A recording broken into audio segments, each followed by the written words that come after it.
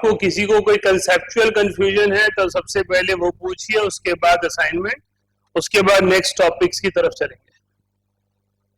हाँ जी, any conceptual confusion till Bohr model?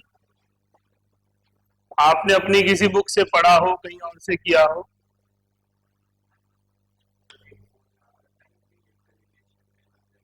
Right. बेटा हमारे पास एक रिलेशन आता है number of revolutions, number of revolutions पर सेकेंड, इसे हम गामा से लिखते हैं। कितने चक्कर कोई एक ऑब्जेक्ट लगा सकता है एक पर्टिकुलर स्पेस के, that is called number of revolutions. ठीक है, चक्कर किस पे डिपेंड करते हैं? वेलोसिटी और circumference. So it is the ratio of velocity upon circumference.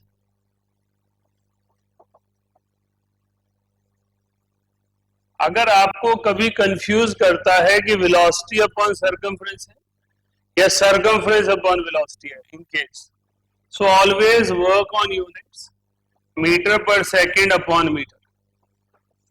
तो इसका मतलब मेरा लेफ्ट हैंड साइड भी पर सेकेंड हो गया और राइट हैंड साइड भी पर सेकेंड हो गया।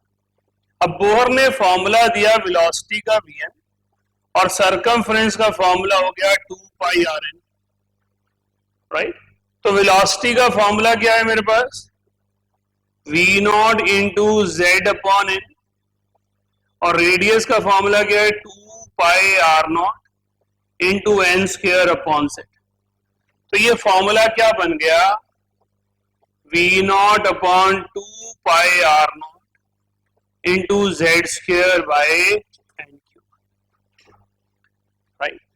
इधर आ जाओ।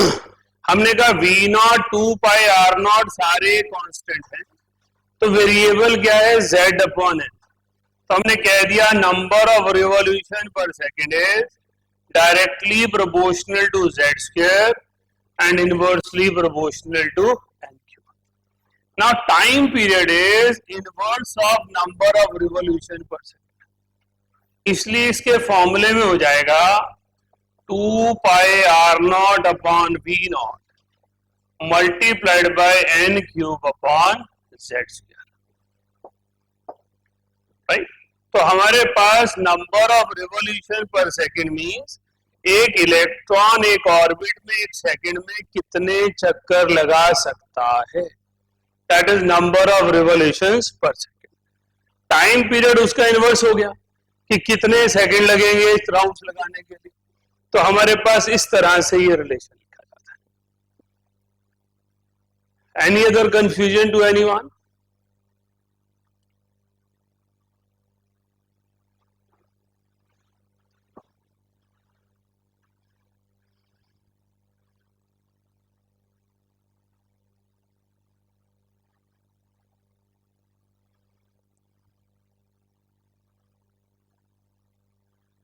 अभी शीट की तरफ चल रहे हैं।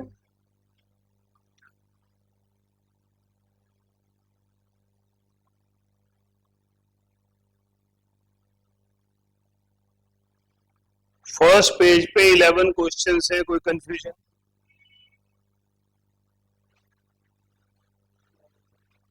क्वेश्चन,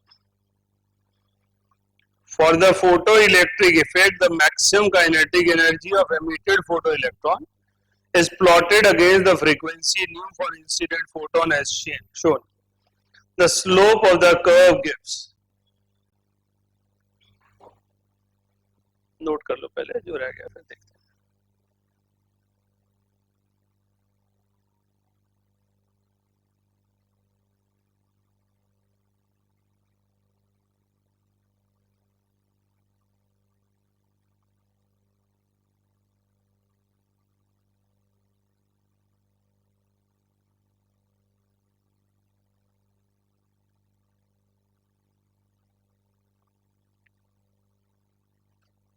चले, so now question number 11।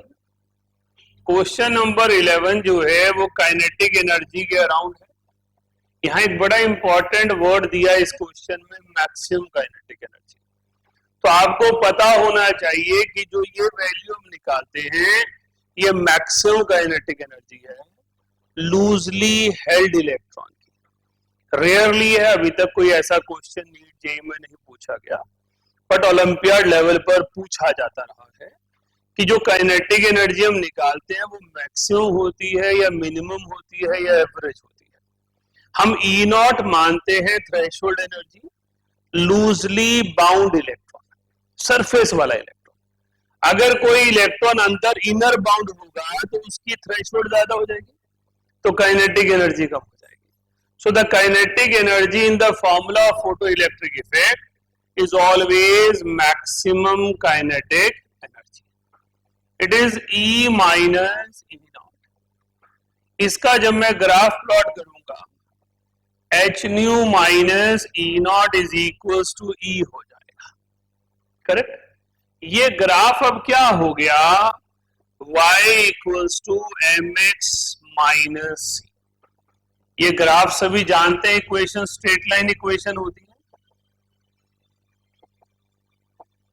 This is straight line equation. इसमें ई नॉट क्या हो गया, सी। सी क्या होता है, intercept on Y axis. Nu क्या हो गया, X, that is the function which is varying the E. तो स्लोप क्या हो गया, एच। तो स्लोप की वैल्यू प्लैंक्स कांस्टेंट हो गई, राइट। तो हमने जब इस पर्टिकुलर चीज को ग्राफिकली प्लॉट किया, तो ग्राफ हम शुरू करते हैं यहां से। जब हम ग्राफ बनाते हैं यहां से लेते हैं न्यू और कहते हैं काइनेटिक एनर्जी की वैल्यू इंक्रीज हो रही है, क्योंकि हम नेगेटिव वैल्यू नहीं लेते। लेकिन अगर हम नेगेटिव वैल्यू लेंगे तो यहां इंटरसेप्ट डेवलप होगा जिसकी वैल्यू ई नॉट होगी, राइट। यहां पर जो वैल्यू है वो न्यू नॉट है और ये जो वैल्यू है वो एच है। तो प्लैंक्स कांस्टेंट जो है वो स्लोप ऑफ द कर्व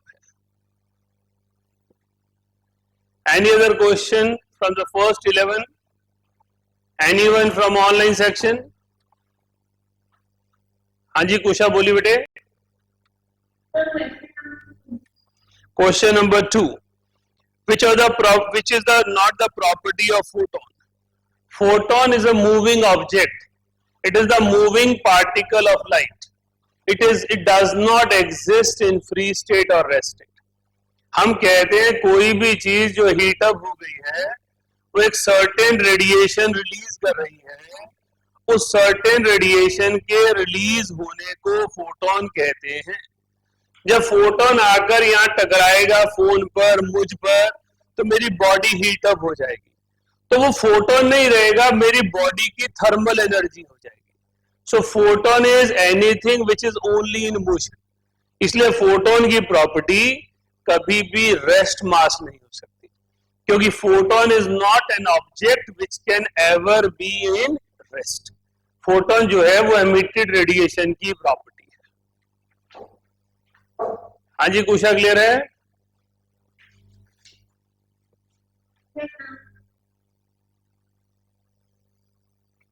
बदलते हाँ जी नेक्स्ट पेज, क्वेश्चन नंबर 23 तक। एक मिनट ठहरिएगा बेटा, एक मिनट ठहरिएगा बेटा। हाँ जी बात करिए। Hello,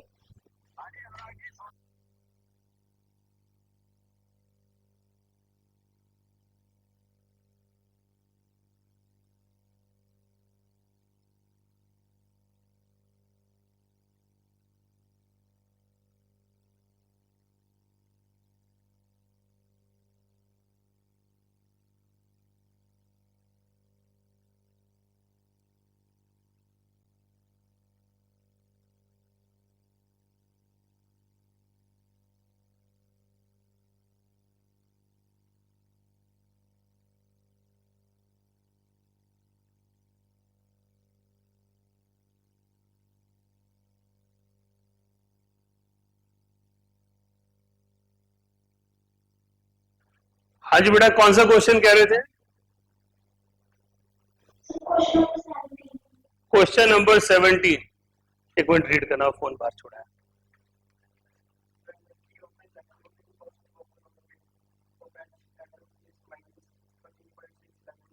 right.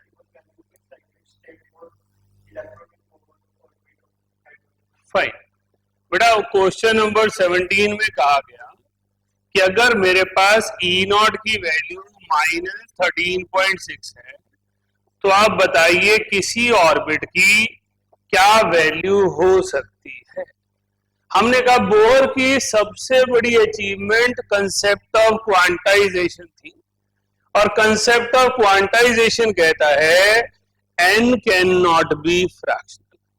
तो ऐसे क्वेश्चन में आपको चारों ऑप्शन को डालना है फॉर्मूले में, और n चेक करना है कि n की वैल्यू फ्रैक्शनल नहीं होनी चाहिए, राइट। अगर n की वैल्यू फ्रैक्शनल है तो परमिटेड सॉल्यूशन नहीं है, n की वैल्यू होल नंबर है तो परमिटेड सॉल्यूशन है। सो n can not be fractional, right. Option बोलना बेटा एक,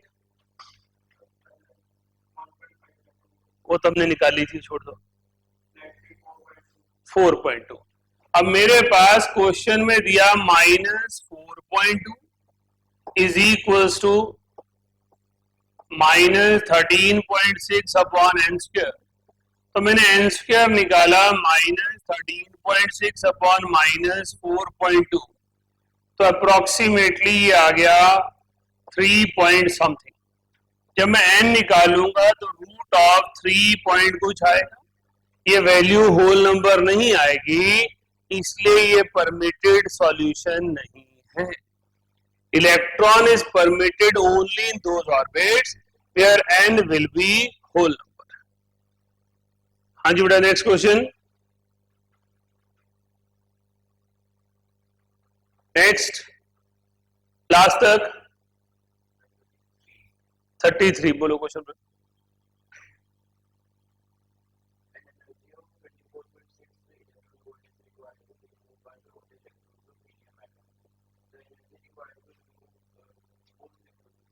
फाइन, वेरी गुड बेटा। क्वेश्चन कह रहा है कि मेरे पास हीलियम एटम है, मैंने इसमें से एक इलेक्ट्रॉन निकाला, उसको निकालने के लिए जो मुझे एनर्जी चाहिए, आयनाइजेशन एनर्जी, वो 24.6 eV है, राइट। अब मैं इसमें से दूसरा इलेक्ट्रॉन निकालूंगा तो ये हीलियम 2 पॉजिटिव प्लस इलेक्ट्रॉन हो जाएगा। ये जो हीलियम 1 पॉजिटिव है वो बोहर मॉडल है, हाइड्रोजन लाइक स्पीशीज, राइट। तो इसमें फॉर्मूला लगाएंगे बोहर का, ionisation energy is minus of En, that is -13.6 into 2 का square, so this will be 54.4 eV। अब क्वेश्चन में कहा गया दोनों इलेक्ट्रॉन निकालना चाहता हूं, तो आप बताइए एनर्जी कितनी लगेगी। So that energy will be sum total of first and second, IE1 IE2, so that will be 79 eV,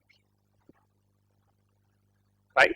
question कह रहा है कि हीलियम के पास एक इलेक्ट्रॉन है, वो निकालने के लिए एनर्जी 24.6 चाहिए।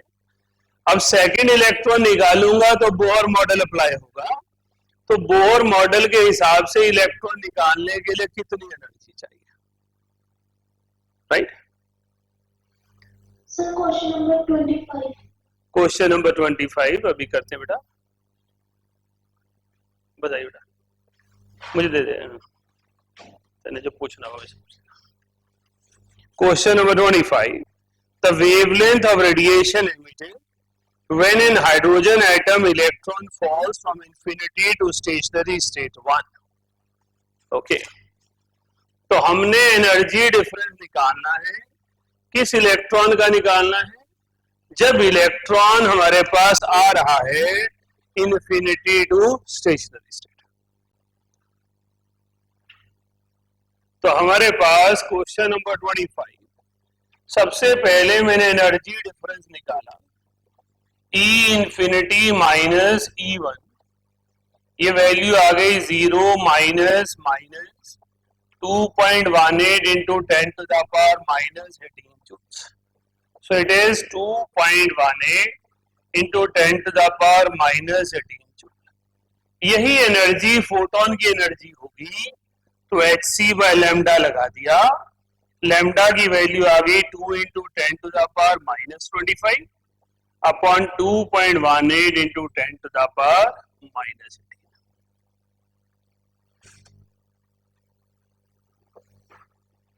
राइट बेटा, क्वेश्चन कह रहा है कि इलेक्ट्रॉन इन्फिनिटी से ग्राउंड शेल पर आ रहा है, उसने जो एनर्जी रिलीज की उस एनर्जी के बारे में बताइए कितनी वेवलेंथ कॉरेस्पॉन्डिंग होगी।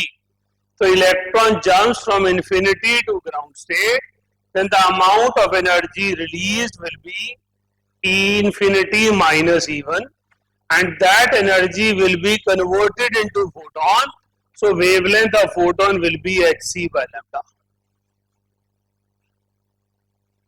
हाँ जी, next question, any other question till 39?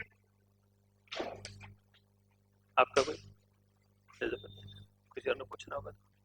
हाँ जी, कोई और क्वेश्चन है क्या? सारे करके आए हो या वैसे ही आए हो जैसे 11th-12th के बच्चे होते हैं? पता है ना 11th-12th के बच्चे कैसे होते हैं? पढ़ा दो सर, बाकी छोड़ो, 4 क्वेश्चन हमने कर लिए, 4 आप करा दो। Sir can you provide video of the lecture? Which lecture बेटा दीक्षा?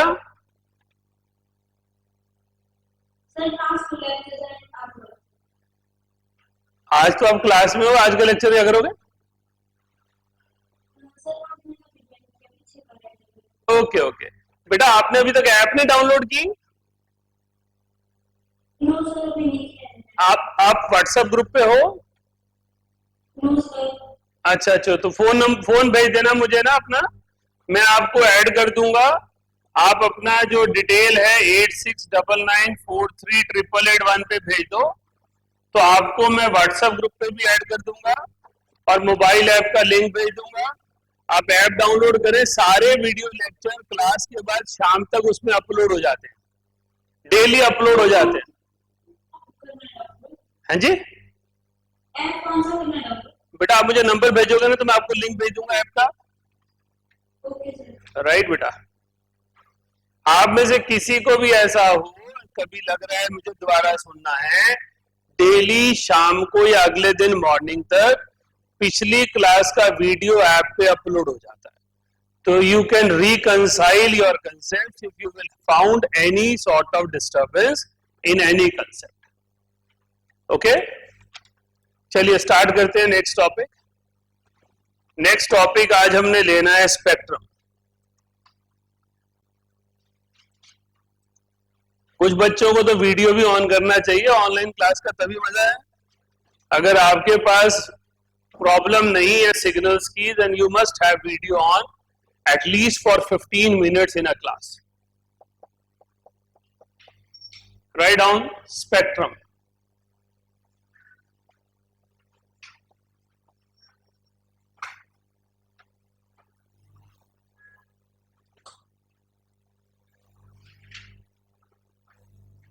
It is the study of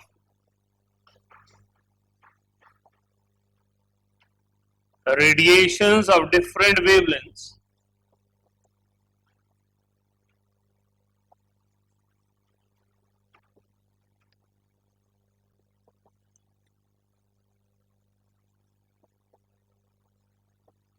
obtained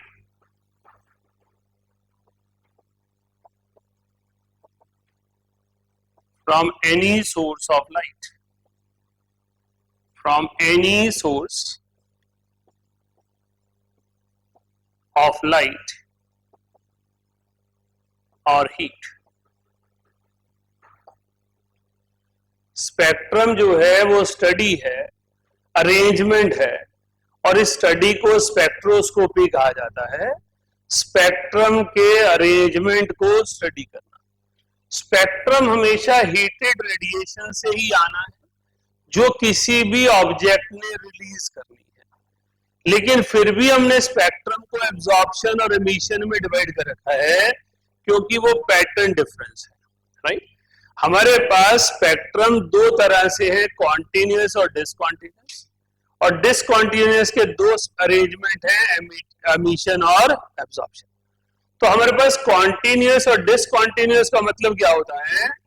continuous spectrum में सभी रेडिएशन, सभी वेवलेंथ होती हैं और डिसकंटिन्यूअस में लिमिटेड रेडिएशंस होती हैं, सारी रेडिएशन नहीं होती। हर पर्टिकुलर वेवलेंथ के बाद एक सर्टेन गैप क्रिएट होता है, उसको आप थिन लाइंस बोल दीजिए, फाइन लाइंस कह दीजिए, डार्क बैंड से सेपरेटेड पैचेस कह दीजिए, you can use any term, but general understanding says continuous means everything is in continuity and discontinuous means there are certain gaps between the various wavelengths obtained. Clear? तो लिखिएगा, it is further divided, it is further divided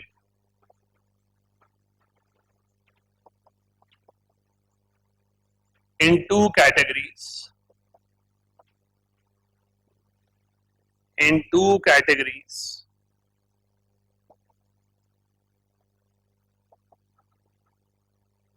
Continuous and discontinuous. Continuous and discontinuous. बेटा classification पर मत जाइएगा, कुछ books emission और absorption को major classes मानती हैं, कॉन्टिन्यूअस और डिसकॉन्टिन्यूअस को एमिशन के हिस्से मानती है। मैं क्योंकि केमिस्ट्री पढ़ रहा हूं तो मैं कॉन्टिन्यूअस को एक अलग मान लेता हूं और डिसकॉन्टिन्यूअस को केमिस्ट्री मान लेता हूं। कॉन्टिन्यूअस स्पेक्ट्रम व्हाइट लाइट का स्पेक्ट्रा है, सनलाइट का स्पेक्ट्रा है, और डिसकॉन्टिन्यूअस स्पेक्ट्रा एटॉमिक स्पेक्ट्रा है, इसलिए मैं इसको ऐसे डिवाइड करता हूं। Many books divide like emission and absorption. तो बच्चों को लगता है मैं एमिशन को दो हिस्सों में बांटूं या डिसकंटिन्यूअस को दो हिस्सों में बांटूं। आप एमिशन को भी दो हिस्सों में बांट सकते हैं, एक कॉन्टिन्यूअस एक डिसकंटिन्यूअस। एमिटेड रेडिएशन का स्पेक्ट्रम जो दो हिस्सों में बंटा है, कॉन्टिन्यूअस और डिसकंटिन्यूअस, और आप डिसकंटिन्यूअस को दो हिस्सों में बांट सकते हैं क्योंकि कॉन्टिन्यूटी ब्रेक हो रही है, तो आप उसे कह सकते हो एमिटेड रेडिएशन और एब्जॉर्ब रेडिएशन। मैं केमिस्ट्री पॉइंट ऑफ व्यू से इसे स्टडी करना चाहता हूं तो मेरी अप्रोच कहती है डिसकंटिन्यूअस को डिवाइड करूं, ज्यादा बेटर है। राइट, लिखिए continuous spectrum,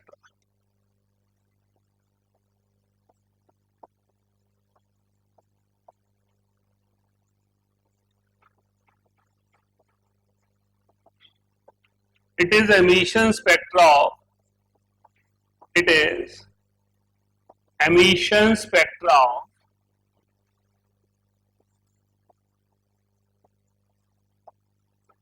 sunlight or white light. It is emission spectra of sunlight or white light.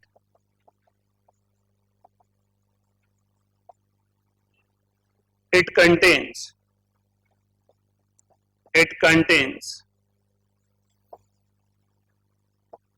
radiations of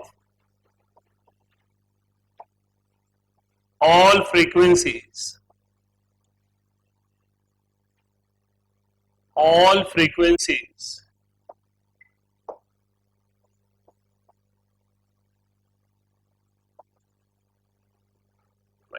तो आपके पास ये व्हाइट लाइट का स्पेक्ट्रा है जिसे रेनबो की तरह आप लिखते हैं।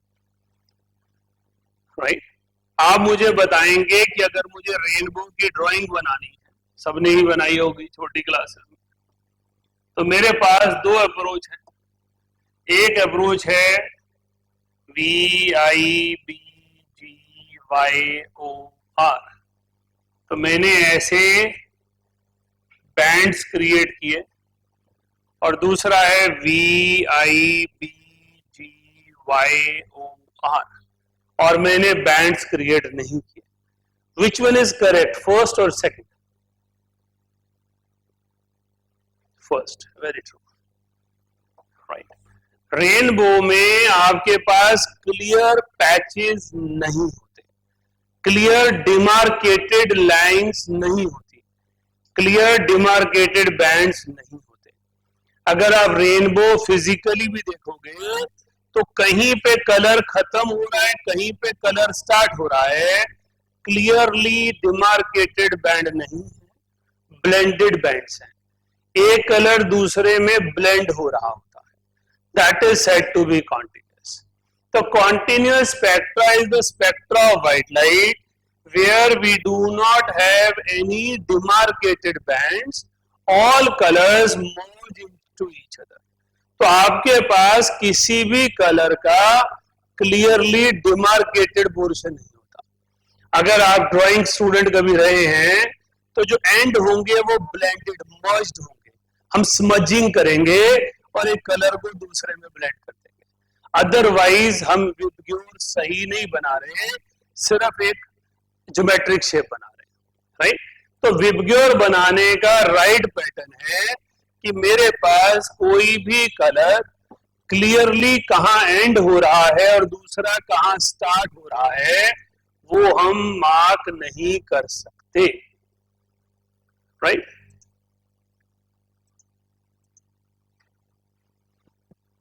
क्लियर है. तो हमारे पास कलर्स की ब्लेंडिंग पॉसिबल नहीं है.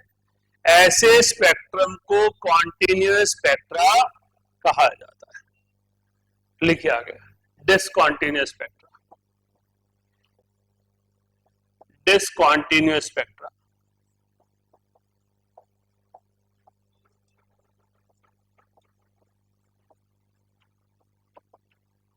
It is also known as, it is also known as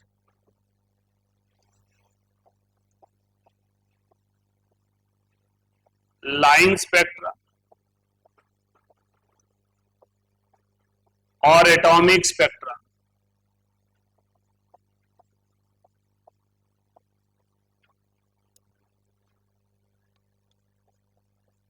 It has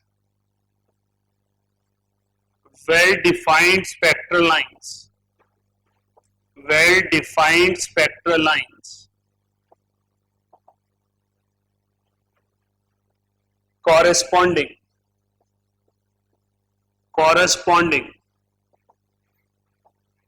to energy difference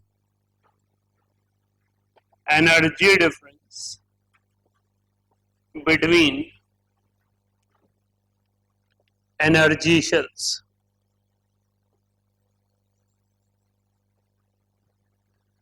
तो हमने कहा डिसकॉन्टिन्यूअस स्पेक्ट्रा लाइन स्पेक्ट्रा को कहते हैं, एटॉमिक स्पेक्ट्रा को कहते हैं. इसमें वेल डिफाइंड स्पेक्ट्रल लाइंस होती हैं जिन्हें एक दूसरे से डिस्टिंग्विश किया जा सकता है. ये लाइंस किस चीज को इंडिकेट करती हैं? एनर्जी डिफरेंस को इंडिकेट करती हैं. एक शेल से दूसरी शेल का एनर्जी डिफरेंस क्वांटाइज्ड है, फाइनाइट है, फिक्स है.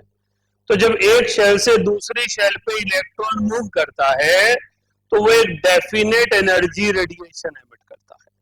ऐसे स्पेक्ट्रा को डिसकॉन्टिन्यूअस स्पेक्ट्रा, लाइन स्पेक्ट्रा या एटॉमिक स्पेक्ट्रा कहा जाता है. तो अगर लाइन स्पेक्ट्रा कहा है तो भी डिसकॉन्टिन्यूअस स्पेक्ट्रा कहा है, अगर एटॉमिक स्पेक्ट्रा कहा है तो भी डिसकॉन्टिन्यूअस एमिशन स्पेक्ट्रम कहा है.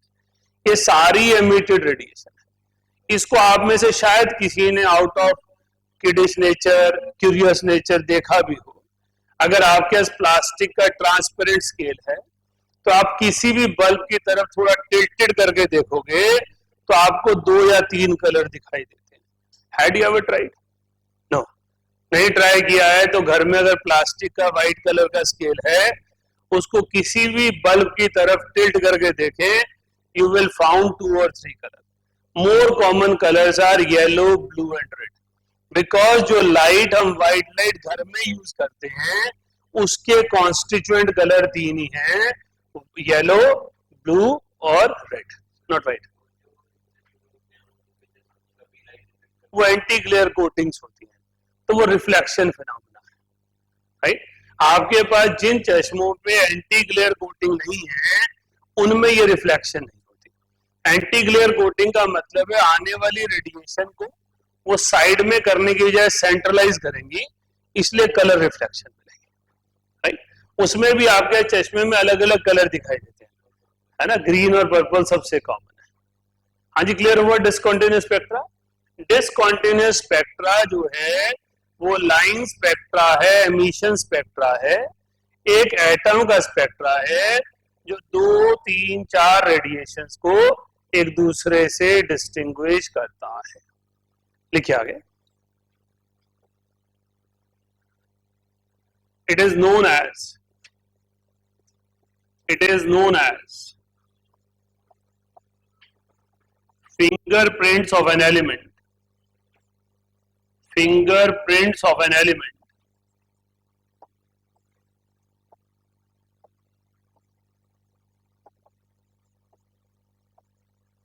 As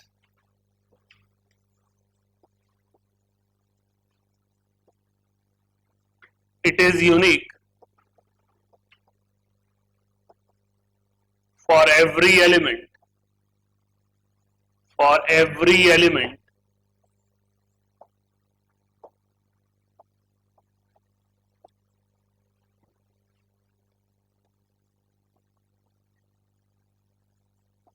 And it helps in discovery of elements.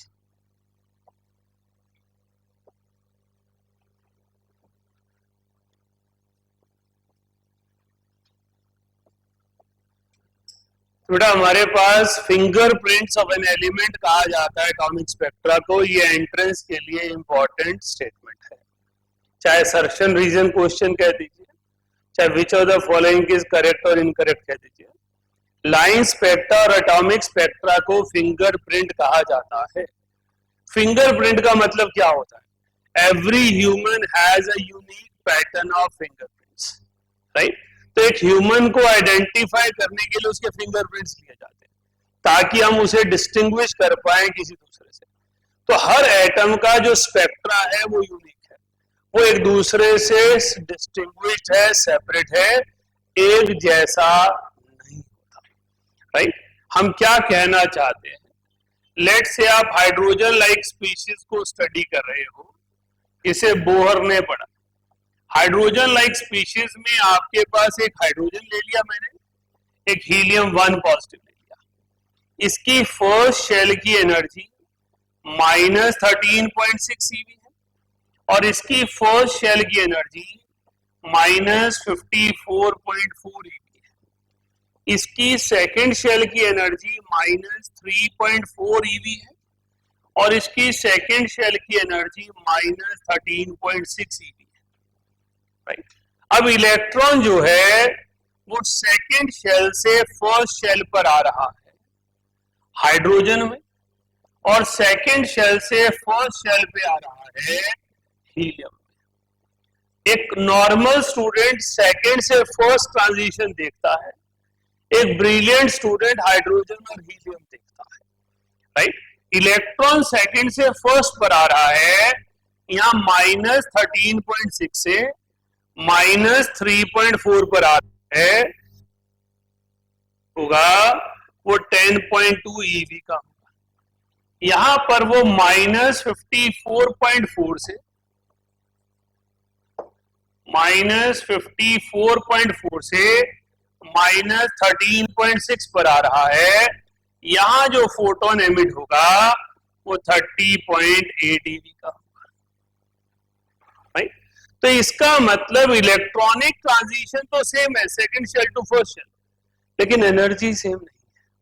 Why energy is not same? इसके न्यूक्लियस पे Z वैल्यू 1 है और इसके न्यूक्लियस पे Z वैल्यू 2 है, राइट? तो इलेक्ट्रॉन की ट्रांजिशन, इलेक्ट्रॉन की जंप सेम है, that is second shell to first shell, पर जो एनर्जी की वैल्यू है वो सेम नहीं है। एनर्जी की वैल्यू है -13.6 से -3.4, -54.4 से -13.6। तो सर्टेन रेडिएशन हो सकती है सेम आ जाए, बट पूरा स्पेक्ट्रम कभी भी सेम नहीं आएगा। इसलिए हम कहते हैं एटॉमिक स्पेक्ट्रा और line spectra is said to be fingerprints of an element. No two element can have perfectly similar spectra, right? Note कीजिए.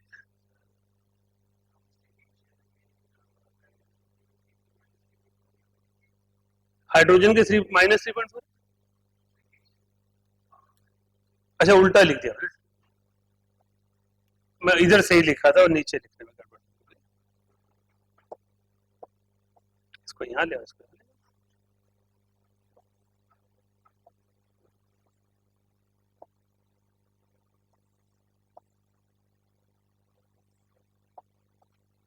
लाओ जी, कुछ हो गया.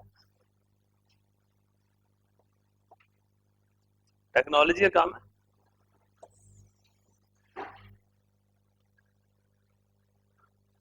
बेसिकली कंसेप्ट समझना है मैं क्या पढ़ाना चाह रहा हूं. कंसेप्ट कहता है मेरे पास दो डिफरेंट एटम है, उन दोनों एटम में इलेक्ट्रॉनिक ट्रांजिशन सेम शेल से सेम शेल के बीच हो रही है, लेकिन फिर भी एनर्जी डिफरेंस सेम नहीं है क्योंकि nuclear force of attraction same नहीं है.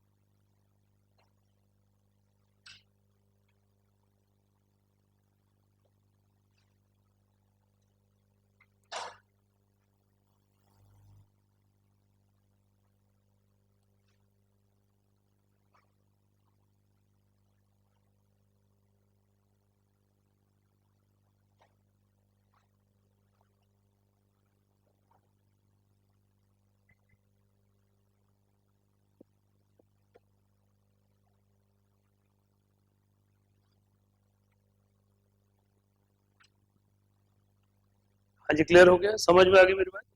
तो आपसे यहां से क्या क्या चीज लेकर जानी है. नंबर 1, डिसकंटिन्यूअस स्पेक्ट्रा को लाइन स्पेक्ट्रा क्यों कहते हैं? क्योंकि डेफिनेट लाइंस हैं, सब पैटर्न्स नहीं है. सेकेंडली, इसे फिंगरप्रिंट क्यों कहते हैं? क्योंकि हर एलिमेंट का यूनिक पैटर्न है. यूनिक पैटर्न क्यों है? क्योंकि nuclear force of attraction different है. तो अगर सेम इलेक्ट्रॉनिक अरेंजमेंट भी हो, सेम लेवल पे जंप भी हो, तो भी एनर्जी रेडिएशन अलग होगी.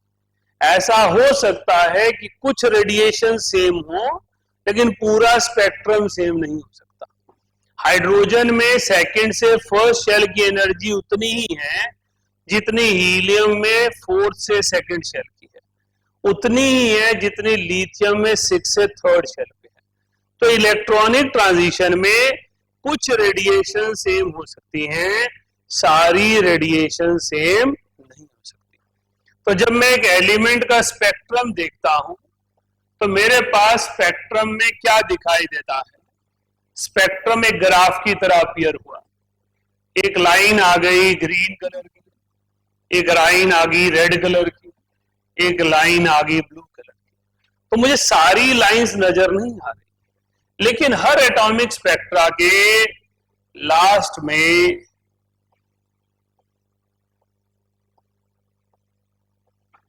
ये जरूर होता है. Every atomic spectra has end part which is regarded as continuum.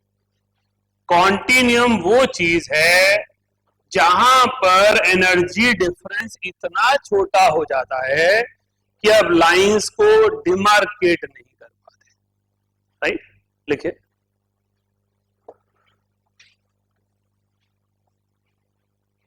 And part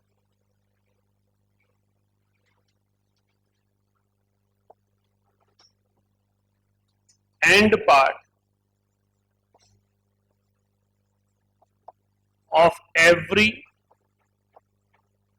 atomic spectra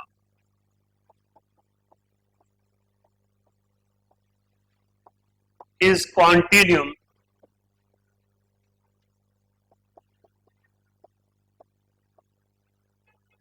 which appears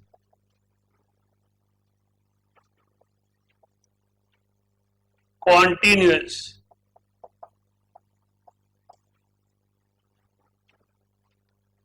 due to very small energy difference. Very small energy difference. Right? हमने बोर मॉडल में एक line लिखी थी, अगर आप सबको याद हो, as we move away from nucleus, energy increases and energy difference decreases. इसका मतलब जैसे जैसे न्यूक्लियस से दूर जाएगा इलेक्ट्रॉन, वैसे वैसे एनर्जी तो इंक्रीज होगी, लेकिन एनर्जी का गैप छोटा हो जाएगा. जब एनर्जी गैप इतना छोटा हो जाए कि वो अपीयर ना हो तो उसे कॉन्टिन्यूम कहते हैं. कॉन्टिन्यूम हाइड्रोजन स्पेक्ट्रा का वो पार्ट है जहां पर मुझे कॉन्टिन्यूअस स्पेक्ट्रा दिखाई देता है, ऑल्दो स्टार्टिंग में spectra discontinuous. Why this word is important? अगर आप फील लें जो मैं समझा रहा हूं कि आप उस साइंटिस्ट की जगह लैब में खड़े हो और आपने एक एक्सप्लोरेशन की कि जो सनलाइट से स्पेक्ट्रम आ रहा है उसमें सारे कलर ब्लेंडेड है, मैं डिस्टिंग्विश नहीं कर पा रहा, और मैं किसी भी हॉट वेपर को जब स्टडी करता हूं तो वेल डिफाइंड लाइंस आती हैं, सारी लाइंस नहीं आती. लेकिन ऑल ऑफ ए सडन आपको दिखा एक पार्ट स्पेक्ट्रा का कॉन्टिन्यूअस है, तो जितनी आपने मेहनत की थी सारी पानी होगी, क्योंकि आपने तो बड़ी मुश्किल से एक स्पेक्ट्रा स्टडी किया. आपने कहा एक कॉन्टिन्यूअस है, एक डिसकॉन्टिन्यूअस है, कॉन्टिन्यूअस व्हाइट लाइट है, डिसकॉन्टिन्यूअस लाइन स्पेक्ट्रा है. तो दे स्टार्ट थिंकिंग ऐसा क्यों हुआ होगा, तो इसका रिप्लाई बोर ने दिया कि जैसे जैसे इलेक्ट्रॉन न्यूक्लियस से दूर जाता है उसकी एनर्जी बढ़ती है और एनर्जी गैप छोटा हो जाता है. जब एनर्जी गैप एक्सट्रीमली स्मॉल होगा तो इलेक्ट्रॉनिक जंप पे जो एनर्जी रिलीज होगी वो बहुत छोटे डिफरेंस की होगी. तो उन लाइंस को हम एक दूसरे से डिस्टिंग्विश नहीं कर पाएंगे, उस पार्ट को एक अलग नाम दिया गया कॉन्टिन्यूम. राइट? ड्रॉ कीजिए sir.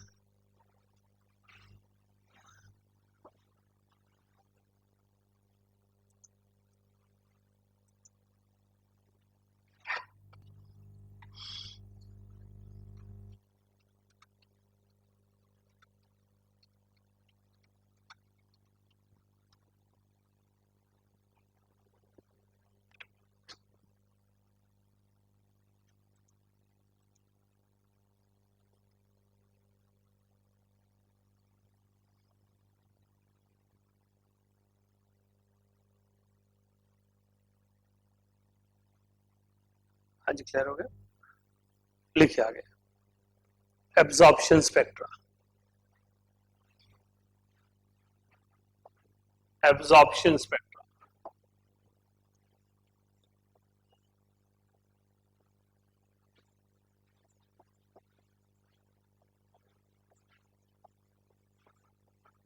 It is the spectra of white light. It is the spectra of white light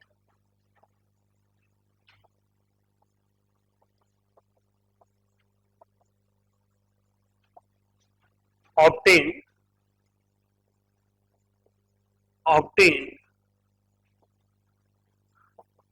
after passing light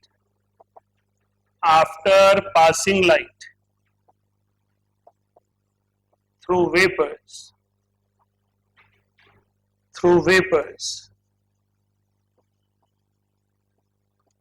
of certain element.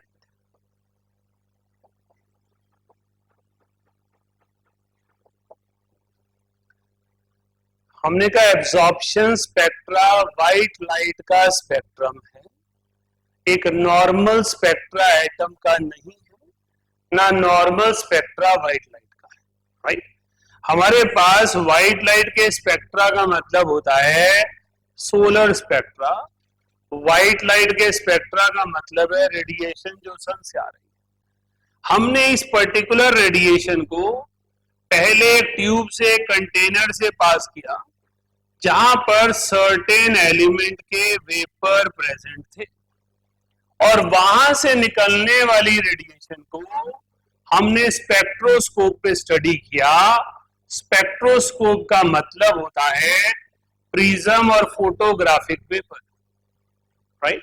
तो हमारे पास जो कॉन्टिन्यूअस स्पेक्ट्रा अपीयर हो रहा था, जो व्हाइट लाइट का स्पेक्ट्रा अपीयर हो रहा था, उसमें कुछ यूनिकनेस दिखाई दी। उसमें हमारे पास कुछ हिस्से डार्क हो गए, बाकी सारा कॉन्टिन्यूअस था, लेकिन कुछ हिस्सों में डार्क बैंड्स अपीयर हो गए जब हमने कॉन्टिन्यूअस स्पेक्ट्रा को डिसकॉन्टिन्यूअस बना दिया। बेसिकली जो स्पेक्ट्रा आपने अभी तक पढ़ा, उन्हीं दोनों स्पेक्ट्रा की ब्लेंडिंग की है मैंने, एटॉमिक स्पेक्ट्रा और कॉन्टिन्यूअस स्पेक्ट्रा, राइट। वेपर से पास होने वाली रेडिएशन ली, लेकिन रेडिएशन कौन सी है? व्हाइट लाइट है। तो व्हाइट लाइट के स्पेक्ट्रा में कुछ डार्क बैंड्स अपीयर हो गए। डार्क बैंड्स क्यों अपीयर हुए? क्योंकि सर्टेन वेवलेंथ एब्सॉर्ब हो गई, राइट। लिखिएगा, उसके बाद ड्रॉ कीजिएगा। Some dark bands appear, some dark bands appear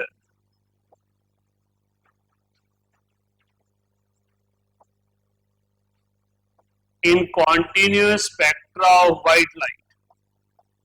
In continuous spectra of white light,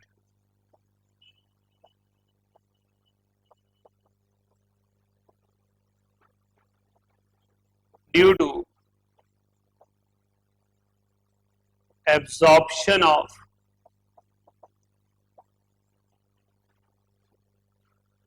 some frequencies.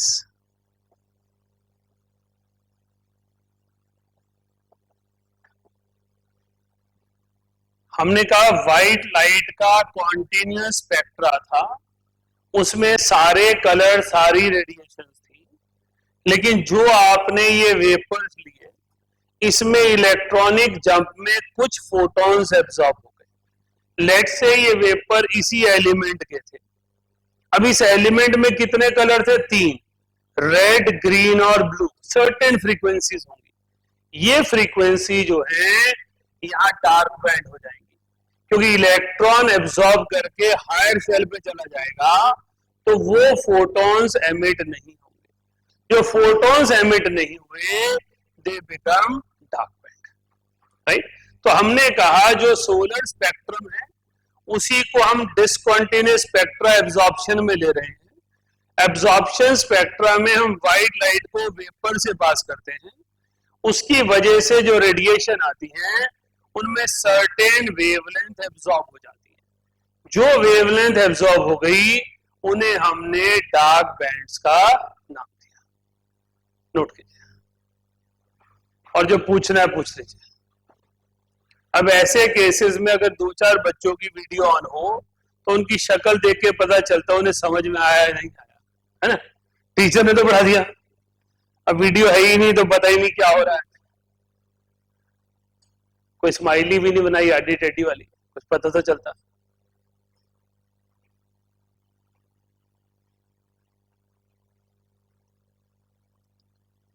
Spectrum पे सिर्फ और सिर्फ कंसेप्चुअल क्वेश्चन आते हैं, क्योंकि थियरी है, रीजन ही आएंगे, ऐसा क्यों हुआ, वैसा क्यों हुआ।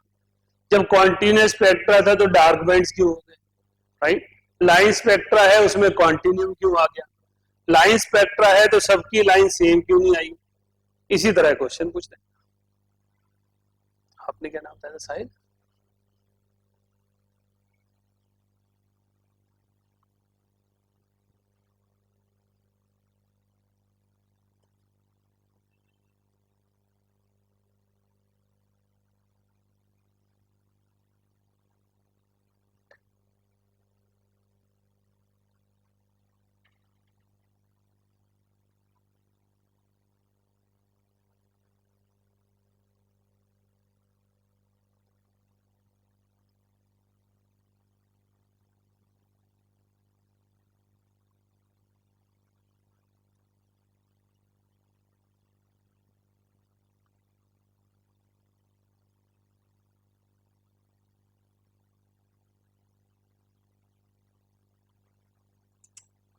लिखे आगे। So this is about spectrum. अब हम करेंगे हाइड्रोजन स्पेक्ट्रम। हाइड्रोजन स्पेक्ट्रम में आपको पता है क्या करना है, Lyman, Balmer, Paschen, bracket, पीफन, right. पर उससे पहले एक नोट डाल के स्टेटमेंट लिखेंगे।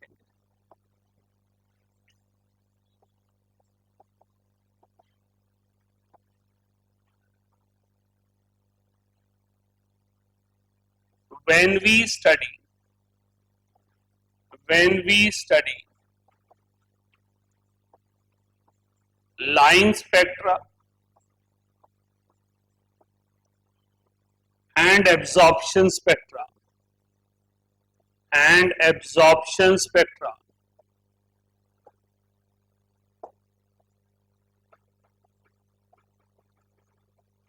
of same element,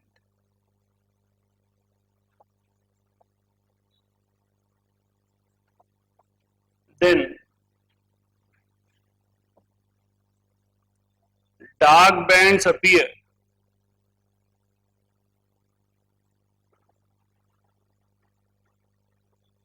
for same wavelength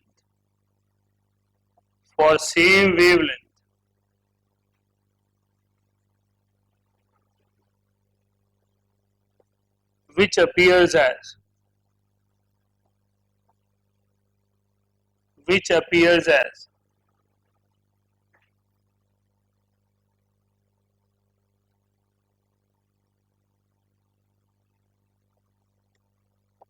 line in line spectra.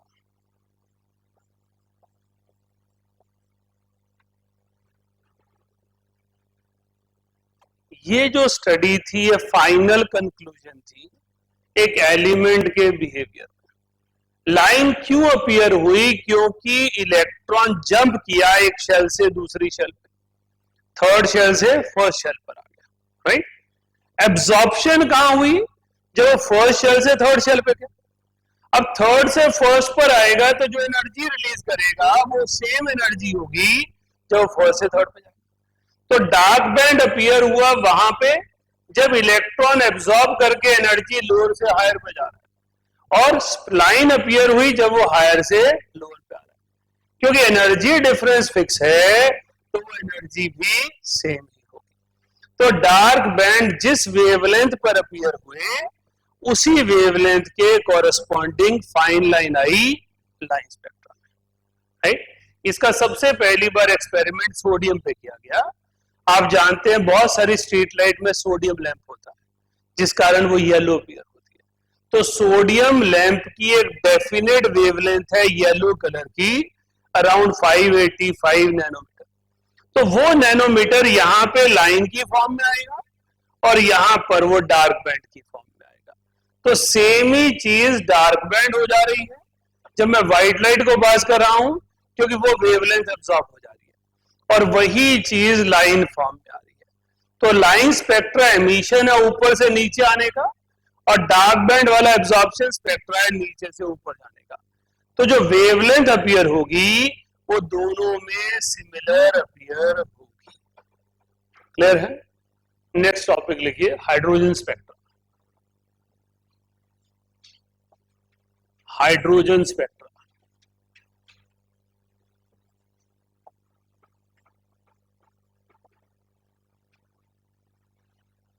आप में से कोई शेयर करना चाहेगा अपनी नॉलेज हाइड्रोजन स्पेक्ट्रा की?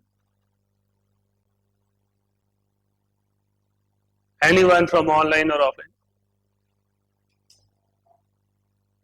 जो भी याद है उड़ता उड़ता। मैं कौन सा प्रिसाइज मांग रहा हूं भाई। प्रिसाइज मांगना होता तो फिर क्लास में क्यों बैठे होते? तुम कभी पढ़ लेते।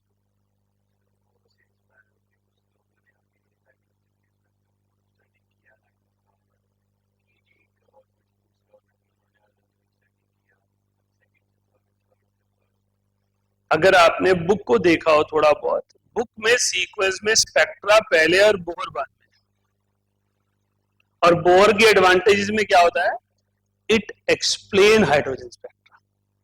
इसका मतलब हाइड्रोजन की ऑब्जर्वेशन पहले आई, लेकिन उसे रीजनिंग नहीं दे पा रहे थे। रीजनिंग आपसे ही कह रहे हैं, लायमन बाल्मर ने बोर की स्टडी को ब्लेंड कर दिया, लेकिन जो स्टडी आई स्पेक्ट्रा की वो पहले आई। बोर से पहले डेफिनेटनेस नहीं थी, ऐसा क्यों हो रहा है? यहीं पर पहली इंपॉर्टेंट कंसेप्चुअल लाइन बनती है। बोर के आने से पहले हाइड्रोजन का मतलब था सिंगल इलेक्ट्रॉन, अभी भी यही है, लेकिन सिंगल इलेक्ट्रॉन। अब सिंगल इलेक्ट्रॉन सिंगल शेल में होना चाहिए, तो मल्टीपल शेल नहीं होनी चाहिए, राइट? हाइड्रोजन स्पेक्ट्रा को जब पहली बार स्टडी किया, सो एवरीवन वाज शॉक्ड कि एक सिंगल इलेक्ट्रॉन स्पीशीज है तो एक ही शेल होगी, एक ही शेल होगी तो एक ही कलर आना चाहिए, एक ही तरह की वेवलेंथ आनी चाहिए, बट यहां तो मल्टीपल आ रही है, क्योंकि बोर ने कहा infinite number of shells are possible but all दो शेल्स आर क्वांटाइज्ड। इलेक्ट्रॉन कहां पड़ा है वो उसकी स्टेबल कॉन्फ़िगरेशन है, पर यह कहना कि वो ऑर्बिटल्स है नहीं, ये गलत है। ये कहना कि वहां शेल है नहीं, ये गलत है। इसलिए जब आप अलग अलग कलर की वेवलेंथ देते हो, अलग अलग सोर्स ऑफ हीट यूज करते हो, तो इलेक्ट्रॉन अलग अलग शेल में चला जाता है। जब वो ग्राउंड शेल में आता है तो अलग अलग ट्रांजिशन शो करता है, जिसके कारण वैरायटी ऑफ वेवलेंथ्स अपीयर होती है। तो हाइड्रोजन स्पेक्ट्रा का मतलब है हाइड्रोजन गैस को हीट करके उसका एमिशन स्पेक्ट्रा स्टडी करना, लेकिन उसके एमिशन स्पेक्ट्रा में एक्सपेक्टेड था सिंगल फोटोन सिंगल वेवलेंथ, लेकिन आया नहीं, आए बहुत सारे फोटॉन्स बहुत सारी वेवलेंथ। तो उसको जस्टिफाई, उसकी एक्सप्लेनेशन कहां से आई? बोहर मॉडल से आई, राइट? देखिए, hydrogen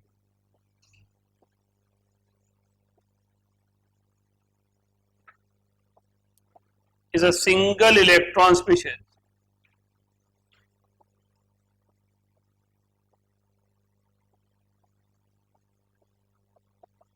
Yet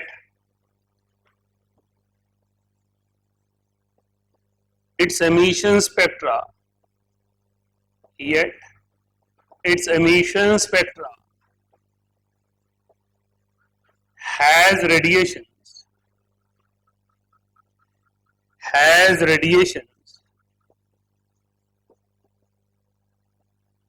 of different wavelengths.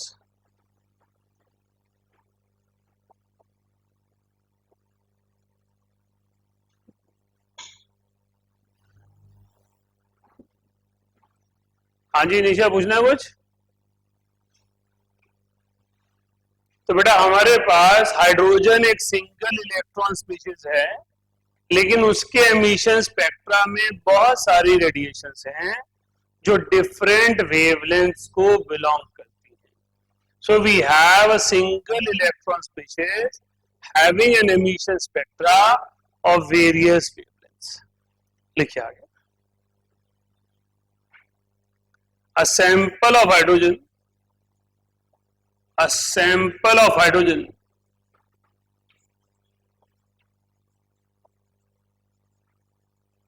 has large number of atoms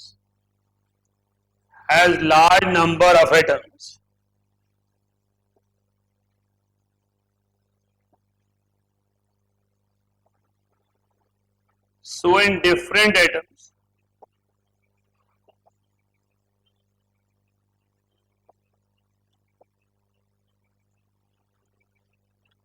electrons follow different paths,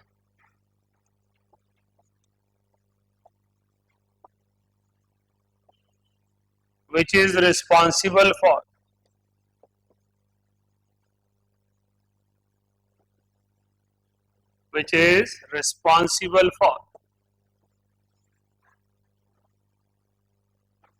lines of different wavelengths.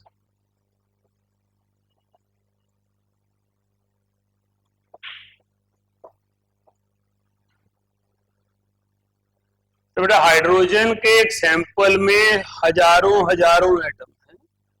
जब आपने एक लाइट दी, हीट दी, सिंगल वेवलेंथ, मोनोक्रोमेटिक लाइट बोलते हैं उसे, सिंगल कलर की लाइट दी, तो अलग अलग इलेक्ट्रॉन में, अलग अलग एटम में इलेक्ट्रॉन का पाथ अलग अलग है, तो अलग अलग वेवलेंथ ही अपीयर होंगी। मान लेते हैं कि आपने इलेक्ट्रॉन को एनर्जी दी और वो एनर्जी इलेक्ट्रॉन को फर्स्ट शेल से फिफ्थ शेल पर ले गया, right.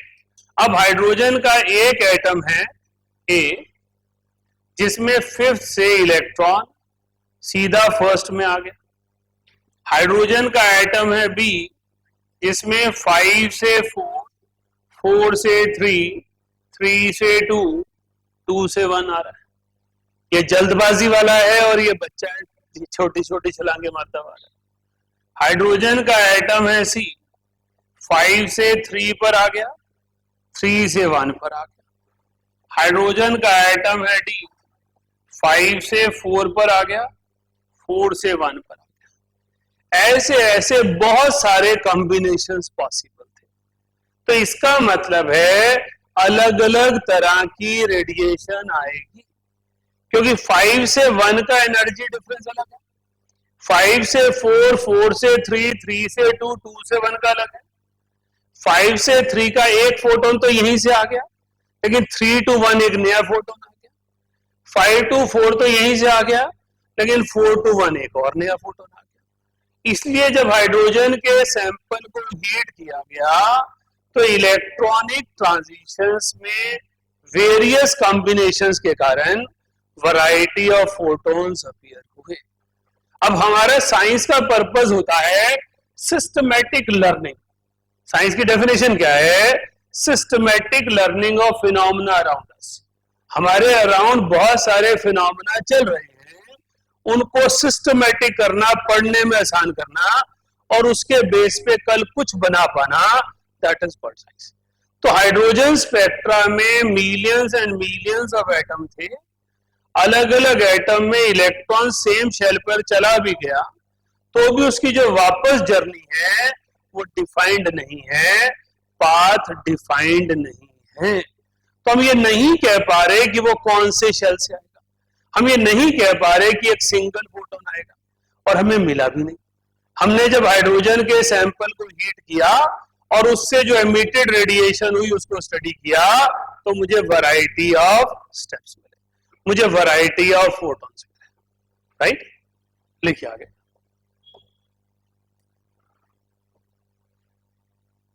In order to study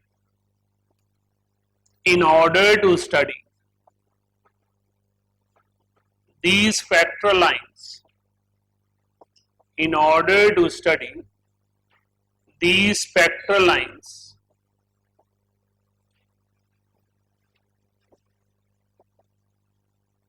they are divided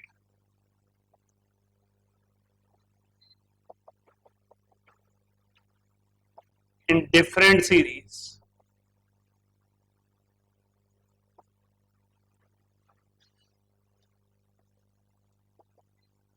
And each series has well defined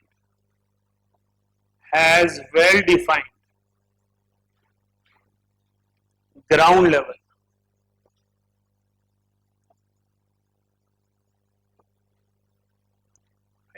हमने कहा हमारे लिए हायर शेल डिफाइन करना मुश्किल है बट लोअर शेल डिफाइन करना आसान है। तो हमने स्पेक्ट्रम को स्टडी करने के लिए अलग अलग सीरीज में डिफाइन किया, लेकिन हर सीरीज में क्या चीज डिफाइंड थी? ग्राउंड लेवल डिफाइंड था। हर सीरीज में ग्राउंड लेवल डिफाइंड था। इलेक्ट्रॉन किसी भी हायर शेल से एक डेफिनेट लेवल पर आएगा तो जो फोटोन एमिट होगा उसको एक डेफिनेट नेम दे दिया गया, राइट। तो आप ये सभी जानते हैं। हमारे पास फर्स्ट सीरीज क्या कहलाती है? Lyman series. सेकंड सीरीज क्या है? Balmer series.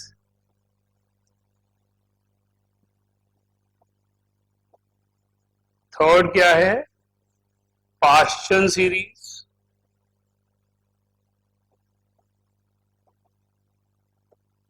फोर्थ क्या है? Brackett series.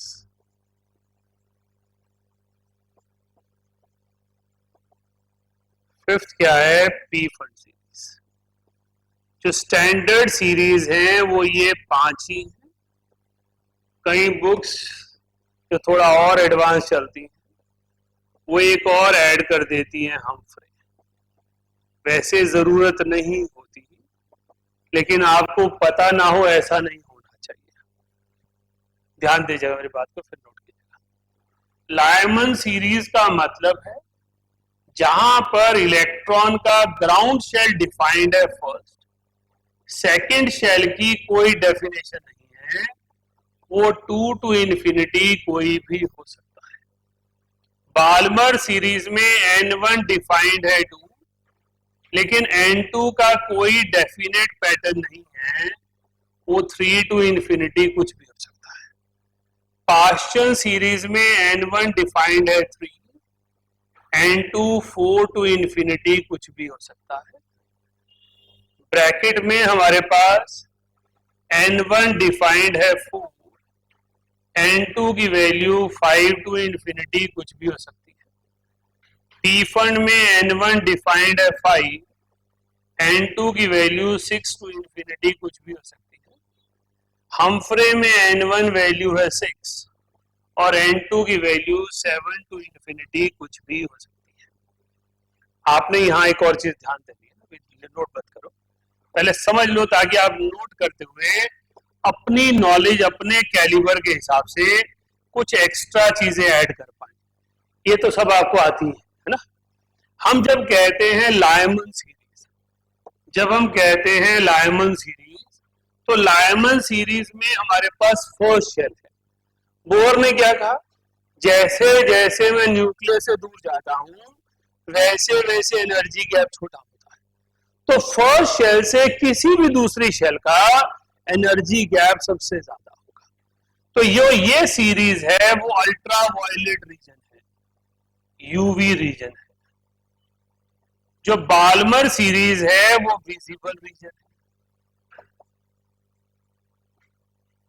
क्योंकि एनर्जी डिफरेंस छोटा होता जा रहा है, राइट। जो पाश्चन ब्रैकेट पी फंड है वो सारी आईआर सीरीज है, और हमफ्रे में कॉन्टिन्यूम के नजदीक आ गए उसे फार रेड कहते हैं, बियॉन्ड आईआर, राइट। तो हमारे पास ये अरेंजमेंट जो है, आपके पास N1, N2, N3 जो भी लेना है आपने ये ध्यान रखना है कि N1 ही फिक्स है, N2 की वैल्यू तो कुछ भी हो सकती है। लायमन के लिए N1 1 है, N2 कैन बी 2, 3, 4, 5। इलेक्ट्रॉन अगर 1 से 3 पर जा रहा है तो जो फोटोन एब्जॉर्ब होगा वो भी लायमन का कहलाएगा। जो 3 से 1 पर आ रहा है तो जो फोटोन एमिट होगा वो भी लायमन का कहलाएगा। जब इलेक्ट्रॉन नीचे से ऊपर जाता है तो सिंगल जंप में जाता है, ऊपर से नीचे आता है तो इनफाइनाइट शेल्स को फॉलो कर सकता है। लेकिन ये ध्यान रखिएगा, इलेक्ट्रॉन ऊपर से पाश्चन तक आ गया तो उसके बाद सिर्फ बाल्मर और लायमन पे जाएगा, वापस ऊपर नहीं जाएगा। Once electron jump from any higher level to third level, you cannot found after that photon of bracket or p, but you can found photon of Balmer and Lyman, क्योंकि electron third के बाद ground तक आना ही आना है। समझ रहे हैं आपको? ये बहुत इंपॉर्टेंट कंक्लूजन है। तो आपके पास लायमन, बाल्मर, पाश्चन ब्रैकेट किस बेसिस पे डिफाइन की गई है? Ground level. कहां पर आएगा?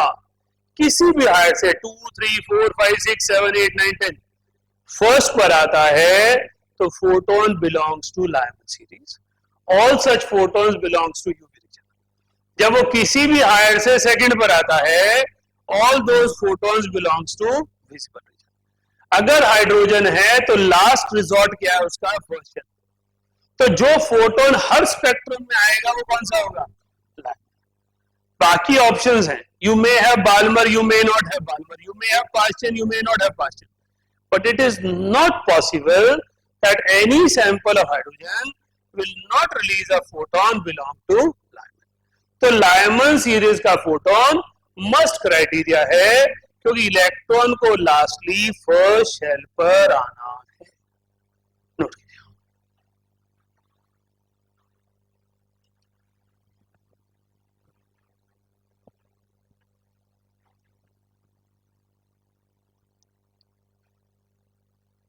सर ये इसमें लाइट नहीं होगा, मतलब आपको इसमें होगा कि जैसे लाइट का फर्स्ट पे या उसके बाद में कभी अंदर तक नहीं करेंगे। बेटा हमारे पास बाल्मर का फोटोन वो कहलाएगा जो किसी भी हायर से सेकंड पर आएगा, लेकिन हम हाइड्रोजन पढ़ रहे हैं, वो सिंगल इलेक्ट्रॉन है, तो उसकी स्टेबिलिटी कब आएगी? जब वो फर्स्ट शेल पर आएगा। तो सेकंड शेल पर वो आ तो गया, लेकिन फाइनली उसे फर्स्ट शेल पर आना है।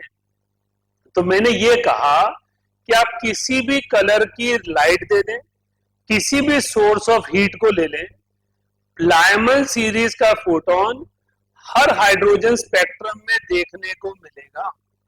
हो सकता है किसी स्पेक्ट्रम में इलेक्ट्रॉन सेकंड शेल पे आए ही ना, फर्स्ट पे ही सीधा आए, तो बाल्मर नहीं आएगा।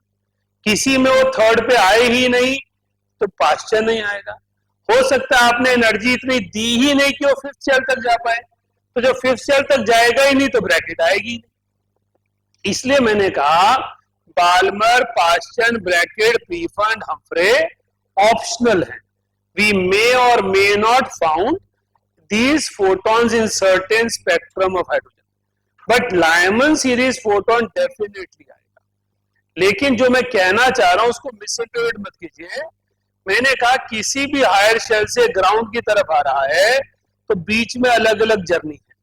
अगर इलेक्ट्रॉन किसी भी हायर शेल से फिफ्थ शेल पे सीधा आता है तो जो एनर्जी फोटोन रिलीज होगा वो पी फंड का कहलाएगा।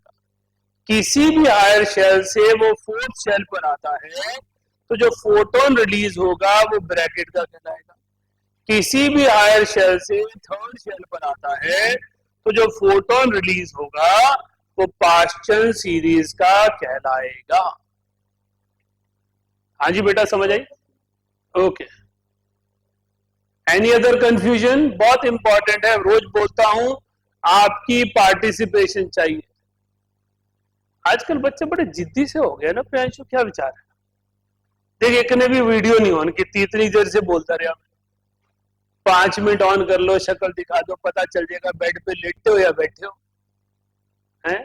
घर में तो पता नहीं ना क्या कर रहे हैं। ऑन करोगे तो पता चलेगा हाँ भाई एक्टिव बैठे हो, सामने दिख रहे हो। सेकेंडली टीचर को फीलिंग रहेगी कि हाँ भाई अब हमें समझ में आ रहा है। जब कोविड की सिचुएशन लास्ट ईयर की थी तब तो हम समझ सकते हैं, किसी के पास ब्रॉडबैंड नहीं था, किसी को बैंडविड्थ नहीं मिल रही थी। Now it is more than a year, more than 1.5 year. अब तो सबके पास सब गैजेट्स है, सब फैसिलिटीज हैं। पहले तो गैजेट भी अवेलेबल नहीं थे, है ना? तो अभी तो सबको वीडियो ऑन करनी चाहिए। 5 मिनट के लिए करो, 5 मिनट स्टार्टिंग के, 5 मिनट आखिर के। आइडियल है 15 मिनट स्टार्टिंग के, 15 मिनट मिडल के, 15 मिनट आखिर के, राइट? लेकिन 5 मिनट तो वीडियो ऑन होनी ही चाहिए। चलिए हम आगे चलते हैं, हम यहाँ रुक नहीं सकते, सिलेबस बहुत सारा है। तो Lyman, Balmer, Paschen, Brackett, Pfund, Humphreys, इस तरह से लाइन स्पेक्ट्रा को स्टडी किया जाता है। अब क्वेश्चन कैसे आते हैं?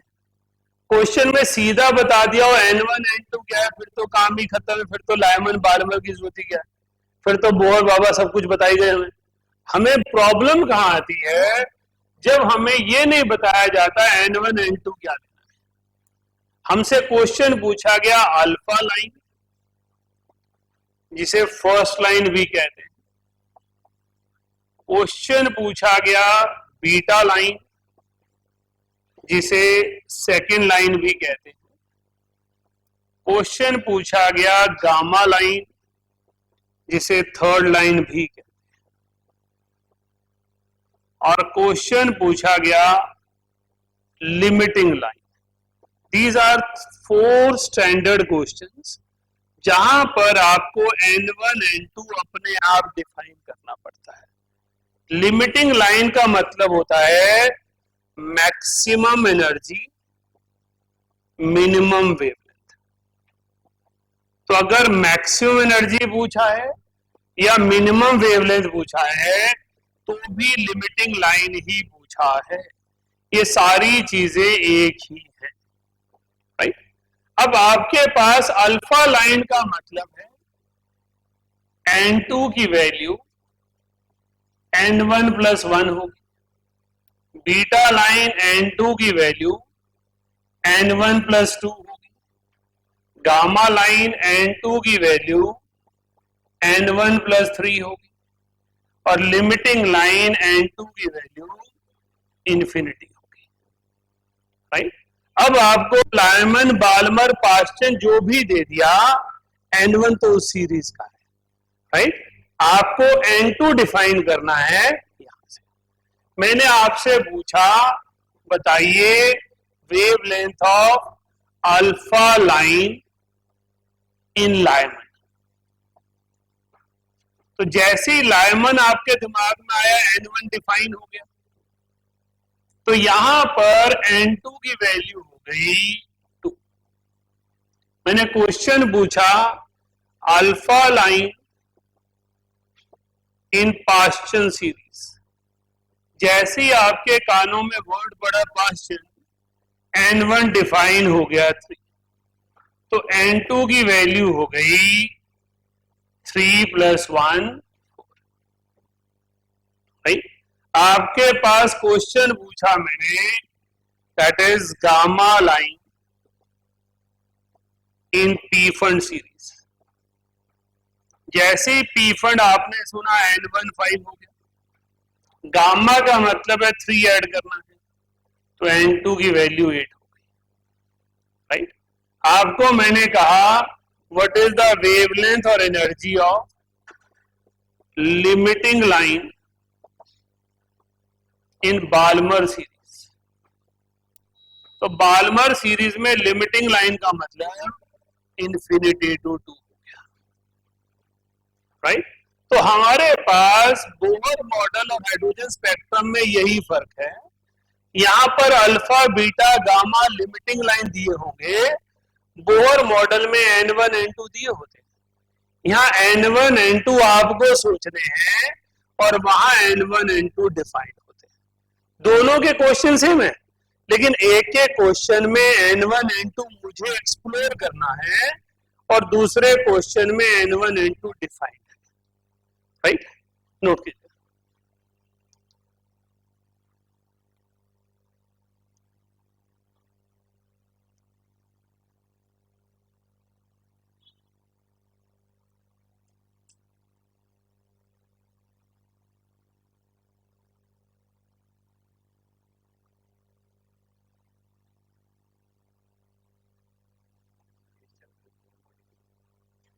सिंगल शीट प्रिंट आउट चाहिए, दे दूं अगले?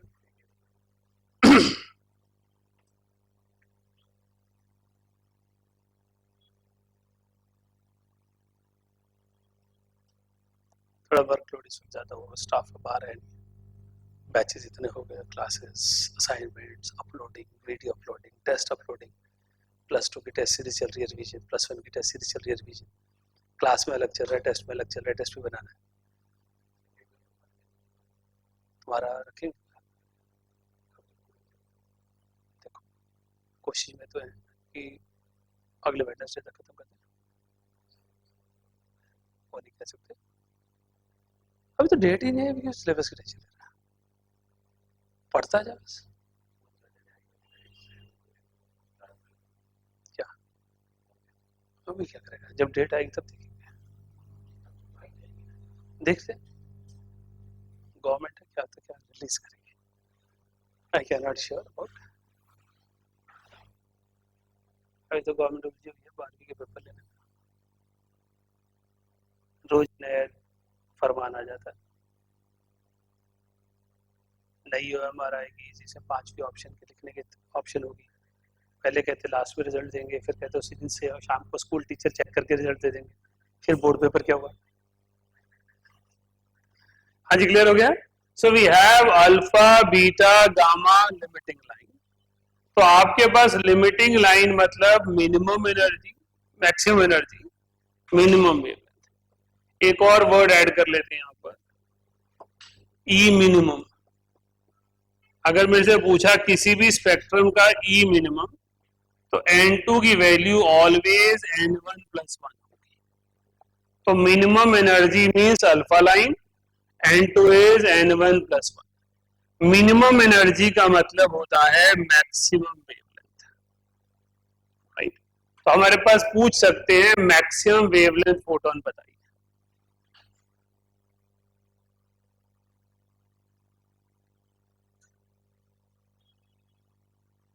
क्लियर हो गया? अब फॉर्मूलाज लिखेंगे जो ऑलरेडी आपको पता भी है, बट स्टिल मैं एक बार लिस्टिंग कर देता हूं। मेरे पास wave number is equals to 1/λ is equals to R Z square into 1/n1 स्क्वायर माइनस 1/n2 स्क्वायर। n1 जो है ऑलवेज लोअर ऑर्बिट है, n2 जो है वो ऑलवेज हायर ऑर्बिट है।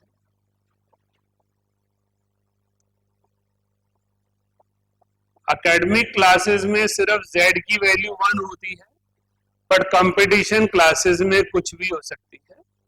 ये एटॉमिक नंबर है। आर आप सभी जानते हैं रिडबर्ग कांस्टेंट है।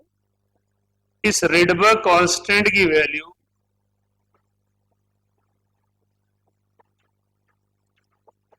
109678 सेंटीमीटर इनवर्स है, लेकिन ऑब्जेक्टिव में इतनी बड़ी वैल्यू लेने का कोई फायदा नहीं है। आप इसे 1.1 इंटू 10⁵ सेंटीमीटर इनवर्स और 1.1 इंटू 10⁷ मीटर इनवर्स ले लीजिए, अकॉर्डिंगली क्वेश्चन सॉल्व हो जाएंगे, राइट। अब आप जानते ही हैं कि फ्रीक्वेंसी c/λ, तो जब मैं फ्रीक्वेंसी का फॉर्मूला लिखूंगा यहां से, तो फ्रीक्वेंसी हो जाएगी RC/z स्क्वायर 1/n1 स्क्वायर माइनस 1/n2 स्क्वायर। साथ साथ नोट करते रहिए। तो मेरे पास RC की एक कलेक्टिव वैल्यू याद रखी जा सकती है, जिसके पास जितनी कैपेसिटी 10⁻15 पर सेकेंड। तो यहां से आप डायरेक्टली फ्रीक्वेंसी ऑफ रेडिएशन निकाल सकते हो। तीसरा फॉर्मूला हमें चाहिए होता है एनर्जी का। एनर्जी के केस में आ जाएगा RHc z square upon 1/n1 स्क्वायर माइनस 1/n2 स्क्वायर। जब लायमन बाल्मर रिट्ज ने ये फॉर्मूला डेवलप किया, सो बोहर मॉडल का एक शॉकिंग कंक्लूजन सामने आया। ये हो गया 2.18 इंटू 10⁻⁻18 जूल्स। इसको क्या कहा था बोहर ने? E0, right. So RHc is equals to minus of E0। तो रिडबर्ग कांस्टेंट की वैल्यू हो गई माइनस E0 अपॉन Hc। ये कंपटीशंस के लिए। तो हमारे पास इस तरह से ये फॉर्मूलाज यूज होने हैं। Frequency, wavelength, energy, wave number, 4 चीज पे क्वेश्चन आपसे पूछा जाता है कि आप बताइए किसकी वैल्यू क्या है। क्लियर है?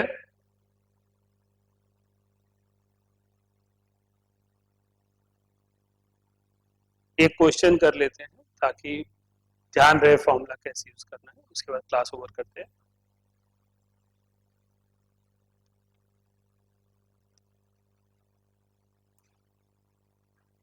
देखिए, calculate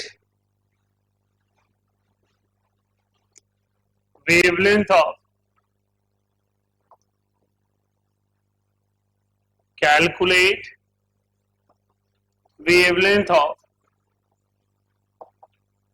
limiting line in Balmer series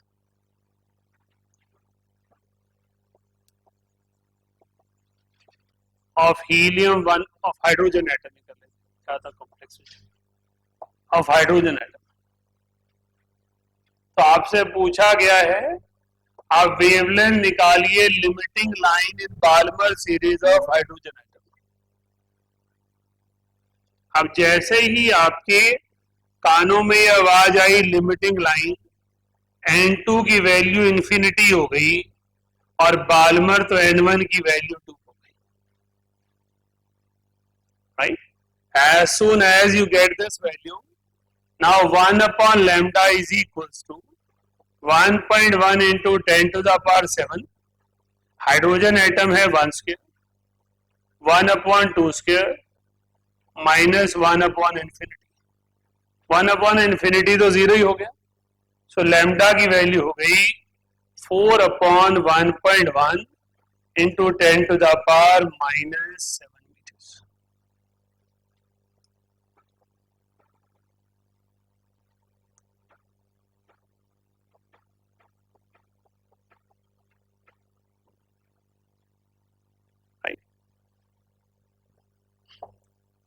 So this is the value of wavelength of limiting line.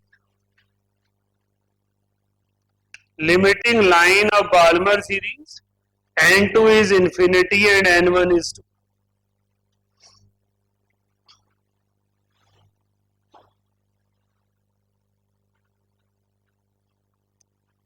हाँ जी, समझ आया सबको? Any question from online section?